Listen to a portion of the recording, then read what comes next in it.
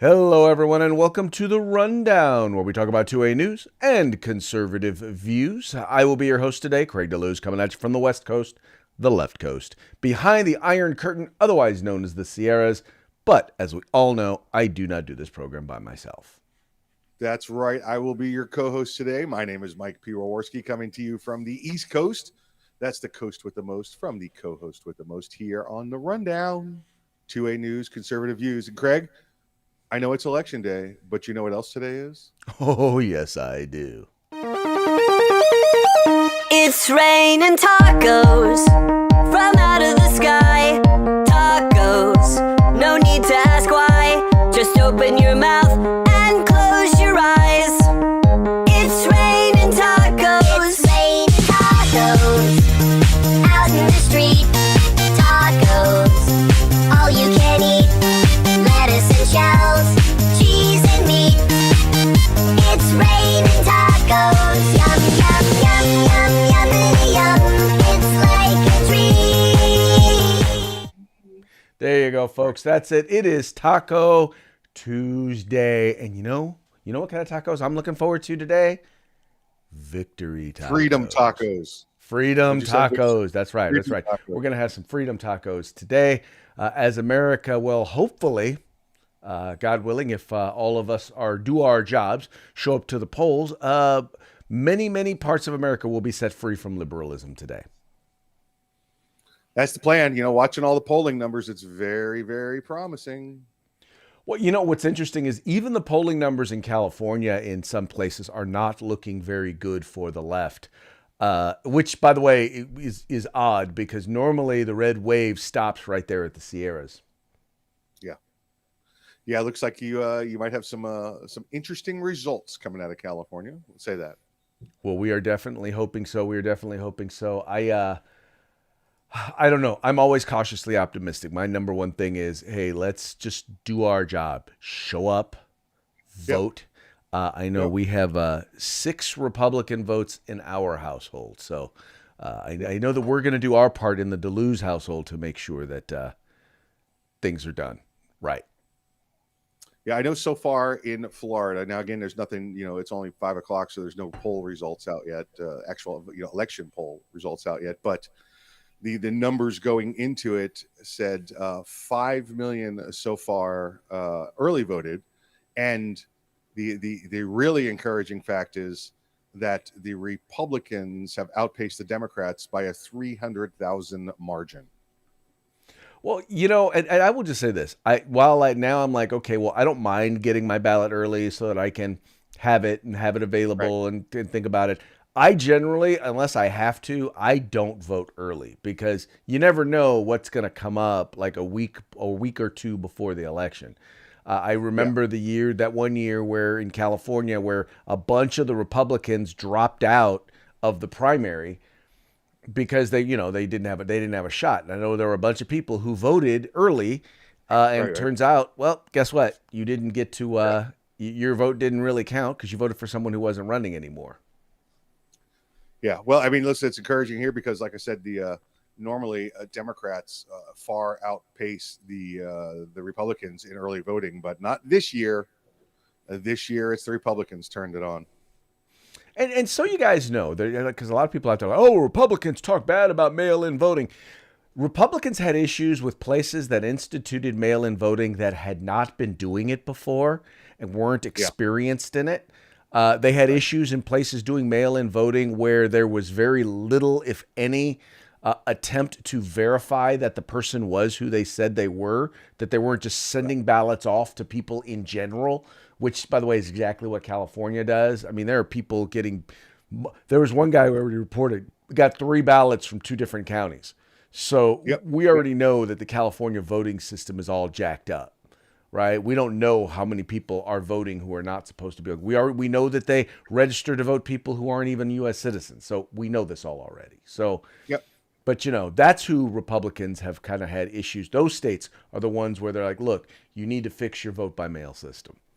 But we're starting to get too much into the news. We've got to make sure that we hit up our sponsors and let you guys know about them. That's right. It's let's say hello to our good friends at Hitman Industries. That's hitmanindustries.net, hitmanindustries.net. If you got yourself an AR in the past couple of years, you probably got one of their barrels, don't even know it. Well, now you can go buy direct for your next build or to rebarrel your current rifle. That's hitmanindustries.net. Let's say hello to our good friends at the California Republican Assembly. Woo, Craig, they're working their butts off. I bet tomorrow they might even take a day off over there at California Republican Assembly. Check them out if you're in California and see where you should be placing your votes. And then, of course, our good friends over at uscombatgear.com. Go get you some of the world's finest tactical gear. That's right, Mike. We just want to remind folks, look, for those of you in California, if you want the red wave to mean something, by the way, that means especially make sure you're voting for the Republican wing of the Republican Party.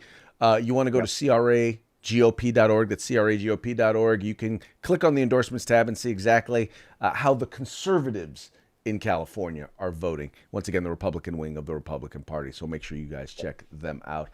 Also, make sure you check out all of our sponsors. Folks, they're the ones who make it possible for us to come to you.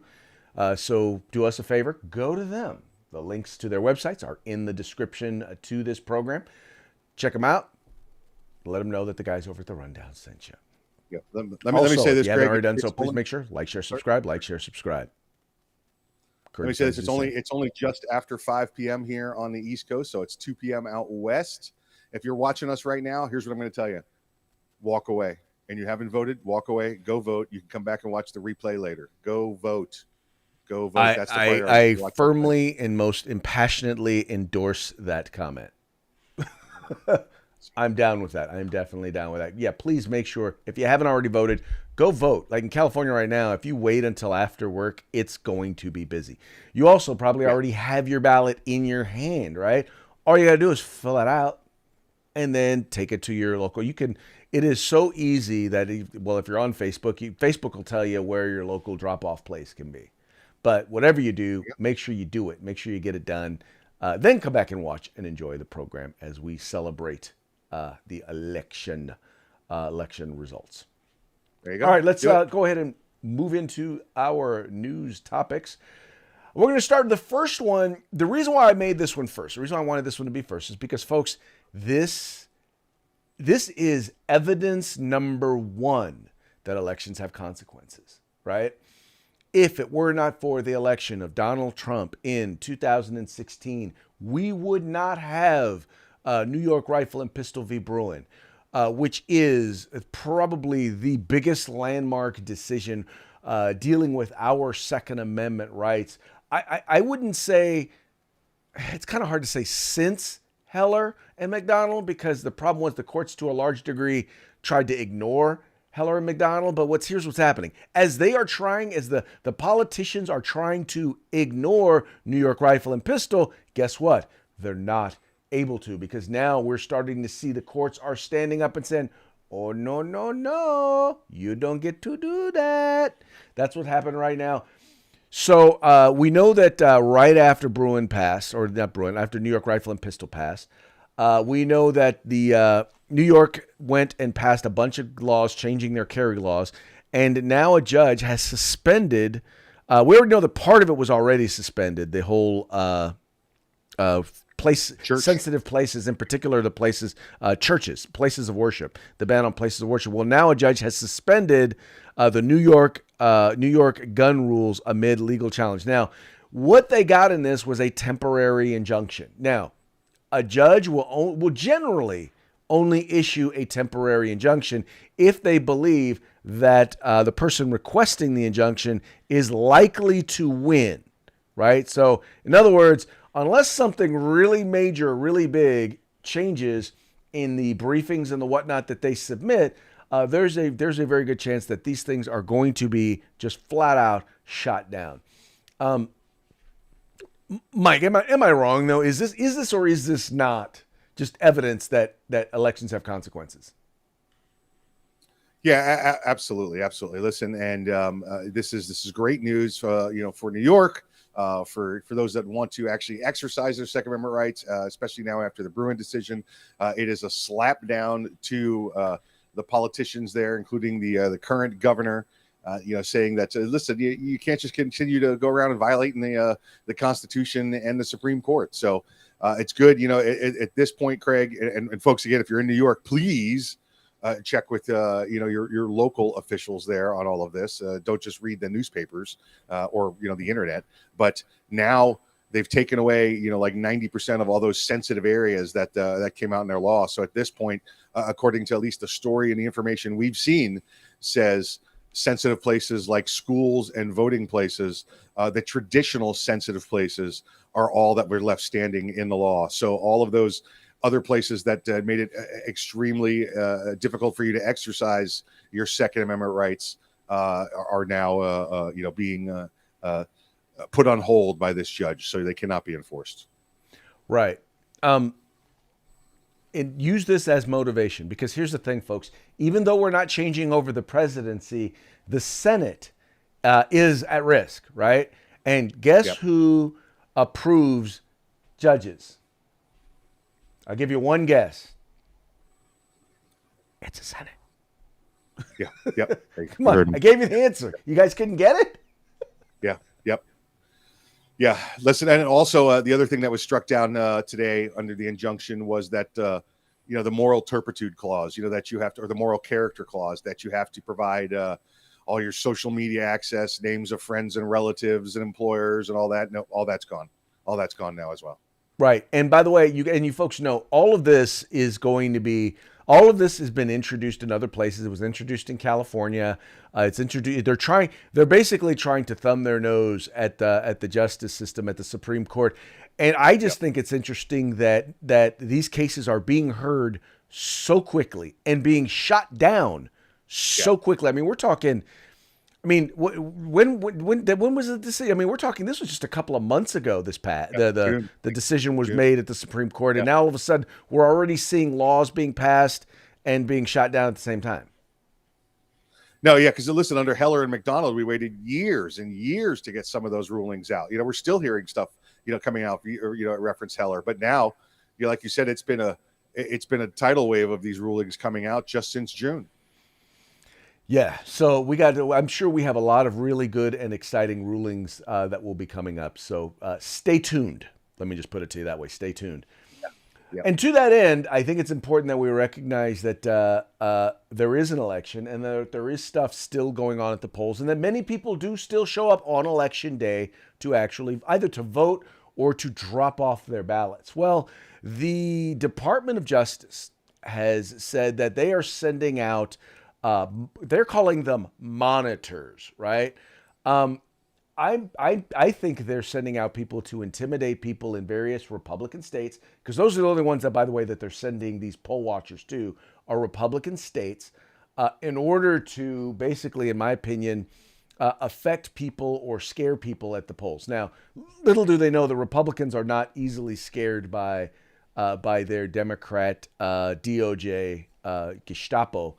Who will be showing up to try and intimidate them from actually being able to vote. But Mike, I believe this is in part of their whole attempt to claim that the elections were stolen, because we already know they're already talking about the 2020-22 elections. They're already denying that Republicans are winning. Even though all of the polls show that we're winning. We already know Stacey Abrams is already saying that the election has been stolen because they're suppressing the vote, despite record voter turnout there in Georgia. But I think all of this, once again, is being done in order to find a way to decertify or delegitimize the Republican victory that's about to happen. Yeah, agreed. Listen, all of these DOJ monitors should be wearing Dale Earnhardt #3 shirts, because they're all out there as the intimidator. That's what they're trying to do to everybody. It's trying to lay pressure on those people voting, trying to lay pressure on those people in the polling places, because again, like you said, they're already rounding out their arguments for tonight and tomorrow. That it's your new laws, even though, like you just said, Craig, record numbers now turning out under the new laws, but they're going to say that was still voter intimidation. Well, what's funny is that they're like, well, Of course, they're like, of course there's record numbers of people showing up because they don't want Republicans to steal the election. And I'm like, Yeah. no, there's record numbers of people who are showing up because Republicans are now embracing the fact that, you know what, this is the system we have. So if we're going to be voting early, then let's make sure we get our ballots in. It's not stealing the election if more of the Republican Party shows up than the Democrat Party to vote. It is stealing the election if, I don't know, thousands of votes show up in a suitcase underneath the table and get scanned in after midnight when the building's closed. Right. Well, and I've yet to hear a sufficient explanation of that, although I do know that they have offered explanations of that. Sure they do. Sure they do. Yeah. In the end, and I will continue to make the point, if it's not close, they can't cheat. And one of the reasons why it's not going to be close this time, in most cases, is because there is a clear distinction of which party stands for what. And even Democrats, mainstream Democrats, you listen to some of the consultants, they'll tell you, Democrats did not listen to voters. Voters said the economy. They said crime. They said our wide open southern border. They said education.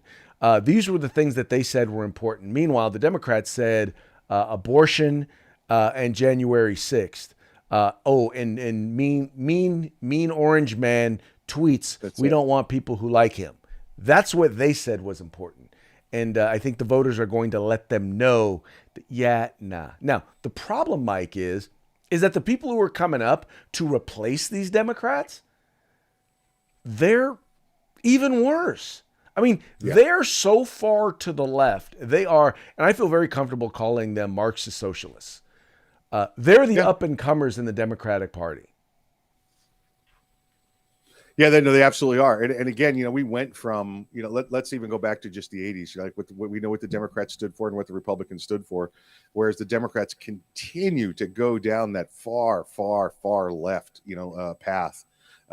Republicans, we had a little, Tea Party, come around, and then we've had the new MAGA, movement, and that's really just, reiterating the core conservative principles. It hasn't been that journey. The mainstream has not gone down that journey to the far, far right, unlike the Democrats to the far, far left. Well, no, things like believing that there are two genders is considered extremist. That that males are males and females are females. That's considered to be extremist. Believing that our books about fisting should not be in our public school libraries. That is considered to be extremist. Believing that just because you are white, you are not racist is considered to be extremist now. I mean, I don't think the average like far leftist gets exactly how far off kilter, how far they have gotten away from just basic common sense. Yeah, my favorite is that if you are a parent, you have no right to how your child receives his education. Oh yeah. No, exactly. But that's what they think now. Yeah. And that is the reason why they're being voted out. So let's see. Will they get their thinking right, or will they become more successful in brainwashing the rest of America? I don't know yet. Yeah. Well, we know that's their plan, right? We know that that's to get to the children quick. That's the whole reason that they don't want you involved in your children's education, so they can continue to brainwash your child. Exactly. All right. So moving right along. All right. So okay, Mike, I missed the original story about Facebook. There was a story where they were talking about how the White House, or how Facebook actually created a special portal where people with government email addresses could actually go in and have posts censored, right? In other words, they're making it so that they can censor. Now, the White House right now is denying that they're like, oh no, the White House, we're not using Facebook censorship portal, right? But Jen Psaki, the communications or the White House press secretary before what's her name, Jean-Pierre KJP, before her said, oh yeah, no, we're flagging posts. Wait, where's that? Right here. She says, Jen Psaki said from the podium in the summer of 2021, we're flagging problematic posts for Facebook that spread disinformation. And that was from Real Clear Politics. In other words, they specifically were flagging posts. And so he asked Jean-Pierre, can you tell us whether the White House is still flagging social media posts for disinformation? And are you submitting those to Facebook through a special portal? Now, Mike, hold on, wait, let me go here. So here's the Facebook portal right here. So this is the portal where basically you can go in and you can request that a post be removed for disinformation. And now we know that the White House has been involved in directly censoring folks. And by the way, this is just what we know about Facebook. This doesn't even include, we also know that the White House and various different agencies have been in direct communication by phone calls, by text, and via email with folks over at Twitter. And we're also involved in censoring content on that platform. Now, these are two, and we still don't know, and I'm sure there's a bunch of stuff out there. We don't even know what they were doing with Google. So these are the three of the largest information platforms out there, Mike, and we now know that the administration, the government, was involved in censorship. And some of the stuff that they were censoring, we now know they were censoring stuff that was in fact true. Oh, absolutely. And listen, first off, I appreciate any time you bring up, Jen Psaki. You know that. So Jen, come on, hook a brother up. Give me a call. You know the number. It's been too long. So we know, Craig, that they're lying. I mean, here it is. You've got one press secretary saying one thing. We had the president say it at one point that this was occurring. And now you have, well, he said it through, his press secretary. And now you have the current press secretary denying everything. I guess it just wasn't in her binder, but we know the facts. Unless they're telling us that they lied then. So, Craig, now the question is, were they lying then or are they lying now? And we know that what they were doing was attempting to oppress the right sides, the conservative side's viewpoint. That's what they've continued to do. They continue to take away the First Amendment rights of those that oppose them. And just so you understand, folks, I get it. These are private companies. But when the government, when you start engaging in censorship at the behest or the cajoling of, or working with government to censor speech, it's no longer just a private company. It now expands now into government censorship. And it becomes a serious constitutional problem. And it is just, I think that we're still starting to see law that is going to eventually come out on the side of the people, because this is just not right. In particular, because here's what's happening, folks. These entities are affecting elections. I firmly believe that the election of 2020 election would not have been close, or we would have had a different outcome, despite the other stuff. We would have had a different outcome had we not had the level of censorship that Google, Facebook, and Twitter were engaged in working with the left. Yeah, listen, the Facebook, the Twitter, the Google, they might all be private companies, but I'm sorry. Just because you're a private company doesn't mean you get to violate people's rights. Especially when they're acting on the behest of the government, like as we know that they've been doing. We see that the government's taking out ads with them as well, whether that be the individual candidates or the government itself. Craig, you can't be denied a flight on an airline because you're of your political views, if your religion, of your sexual orientation, of your race. This is the same thing. This is, imagine trying to go to the supermarket and being told, no, we don't serve your kind here. This is what you're being told on these places. These have become, like we said yesterday, these have become the virtual town squares. Once they become and reach that certain point, everybody has equal access. That's all there is to it. But Mike, the one thing is, political perspective is not considered a protected class. You're right when it comes to gender. When it comes to, even now, they've expanded it to include gender identity. But when you start talking religion, you start talking race, these are all what are considered suspect classes or protected classes. Being a conservative is not considered being a protected class. And that's why they feel like, in general, yeah, they feel like they can censor speech. They can, on their private platform, decide what they want to allow on their platform and what they don't want to allow on their platform. But they're hiding once behind. it becomes at the behest of the government, now all of a sudden, now it then becomes officially censorship. Right, but they're hiding behind the misuse of these labels, Craig. So if I say to you, Christian, older, so age and white, if I use those labels, you're talking about, for the most part, a conservative person, right? Instead of saying, an old fat white guy that's an NRA member, they could say, "Oh no, we didn't discriminate for that. We discriminated, or we won't discriminate under gender, race, sexual orientation." But that's exactly what they do. They just go after another title that they sit under that's not protected. We know that those people are going to sit under these certain classes, and they're still discriminating against them. Yeah, it's a lot harder. It's a lot harder to prove. But yeah, we pretty much know that's kind of what they're doing. Although if you're old, white, and liberal, you don't get censored, unless you say something bad about a person of color. I mean, it depends on where you are on the level, your intersectionality scale. Right. But no, we definitely know that they're discriminating in favor of speech. And like I said, the big thing here is, number one, the fact that they're lying about it makes a big deal, because they're saying that's misinformation, but we're already proven that in many of these cases, it has nothing to do with misinformation. I mean, we lost a YouTube channel for saying things that we now know are true. Yep. We lost a YouTube channel because of it. So that is indisputable now at this point. But the other thing is that these folks are now impacting elections, and this, at the very least, needs to be considered a political in-kind contribution. When you are now throttling or censoring someone's political opposition, that's a donation to the person, to the other side, and that ought to be reported.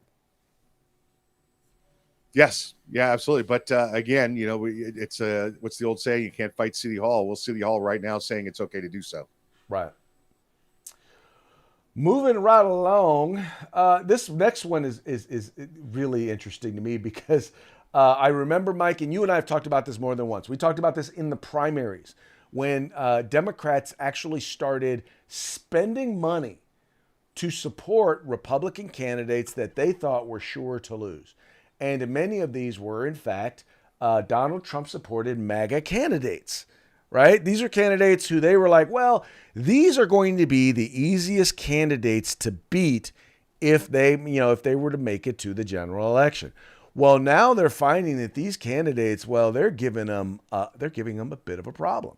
And these are just some of the races that they actually played a role in. I mean, they spent millions of dollars, tens of millions of dollars supporting MAGA candidates. Now, here you have, for example, you have Republican Joe Gibbs, who is right now doing really well. And right now, according to this, and this, by the way, this article here was several weeks ago, but this race has closed. Joe Gibbs has actually closed to where he is close to the margin of error. Don Bolduc, he's a general. His race is actually a dead heat, and he's actually slightly ahead. Doug Mastriano is within the margin of victory, Darren Bailey, and this doesn't even include the governor's race there in Arizona. It does not include the Senate race there in Arizona. Mike, what they are finding is that they were so out of touch, Democrats, that they thought that, well, if we just put up the most extremist, quote unquote, extremist conservative Republican, that, well, they'll have to vote for our socialist, Marxist, Democratic candidates. And they're finding that people aren't buying that one. Yeah, Craig, like we said, we've been watching this for a little while, been talking about this for a little while, but yeah, absolutely. Again, their most well-laid plans have backfired on them, and we'll have further proof of that by the time we sit down tomorrow and have the show. That this is their plans. This is their foresight. It just proves they're out of touch. They're out of touch completely. They're in touch with the party and that's it. Not with the people inside the party. You know, it's whatever the party head, whatever the DNC says, whatever the party headquarters says. That's what they're coming up with these great ideas. We've continued to see them be spouted off by people like Kathy Hochul and Stacey Abrams when they come up with these most ridiculous things in the world, and they think, oh well, that works. Let's go with that. They're absolutely out of touch with what the average American wants. Well, and once again, that's why we are so excited to see this red wave. Once again, hopefully it'll make its way into the western states of Washington State, where we actually have a chance of electing a Republican. I believe Oregon there's a race there where they got a shot of electing a Republican. It's going to definitely be interesting. We'll just leave it at that. Yeah. All right. Let's move on to our parting shots. And I think if there was ever a message that, first, I'm gonna do the printed ones first, and then we'll do the video, because I want everyone to make sure that they get a chance to see the Biden one, but I want to close on that note. So our first parting shot has to do with Twitter. And as you know, Elon Musk has talked about, after the election and everything, about requiring those with the blue check mark to actually have to pay a certain amount, $8, in order to keep their blue check mark. And there's been a lot of controversy about that. So he's come up with an amendment to it. And his amendment is basically that, for users with they, them, right, pronouns in their bio are going to have to pay $16, $24, or $32 for verification instead of $8, depending on how many people they identify as. Very nice. Very nice. And notice that says not Elon Musk, parody of Elon.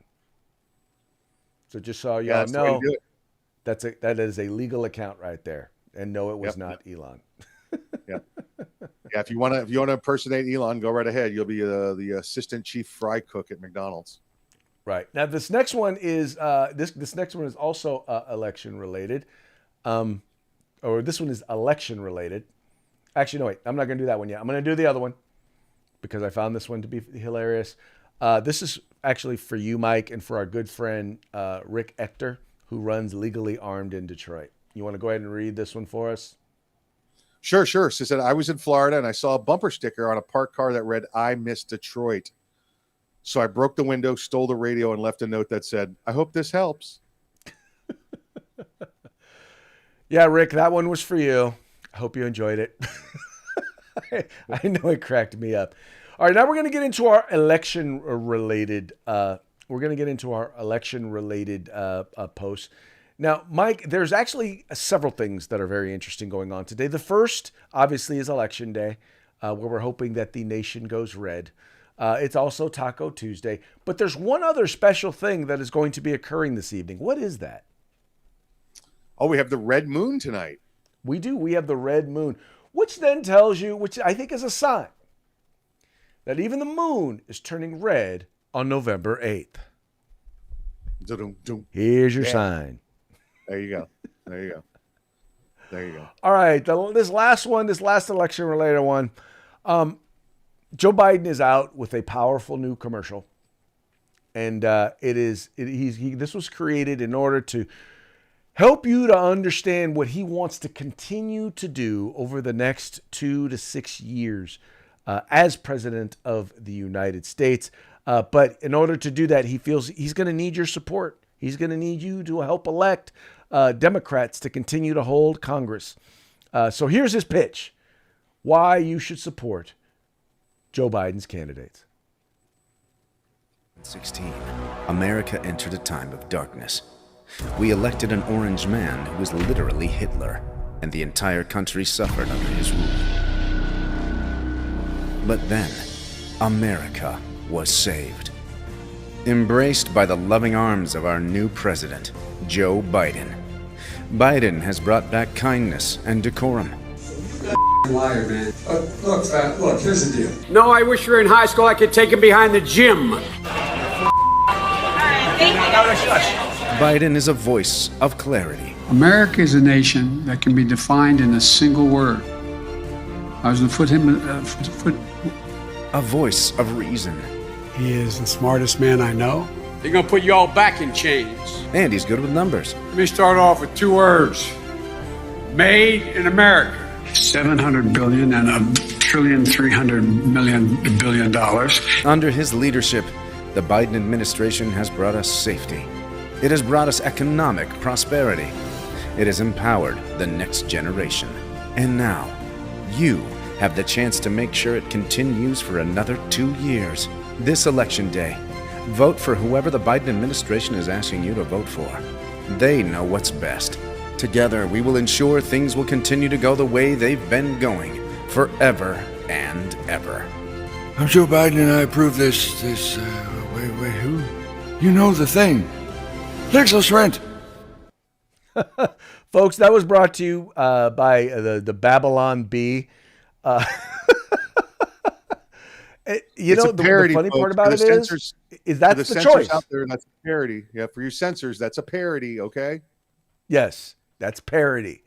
But once again, is that or is that not the choice? Yeah, that's your choice. Yeah, That fell down 3 times going up the stairs. Up the stairs. Yeah, it takes real But- talent to fall upstairs. Let me tell you. we do know his butt's been wiped, so that's been yeah. All right, Mike, it's about that time. How about a quick shout out to the sponsors?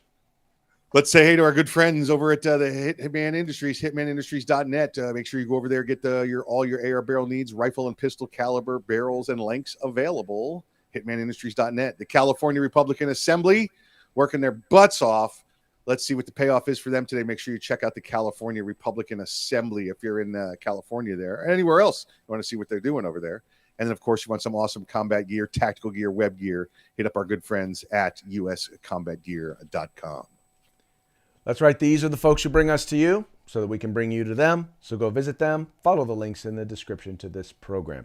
And on that note, we're going to call it a day. We're looking forward to a celebration tomorrow on Hump Day, where we're going to be talking about the red wave that has swept over all of America. That's right. I'm calling California. There is going to be, there will be more Republican elected officials in California than before. Still not going to be the majority, but hey, I'll take the little sprinklings from the red wave, whatever I can get here in California. On that note, I'm going to call it a day. Thank you so much for tuning in.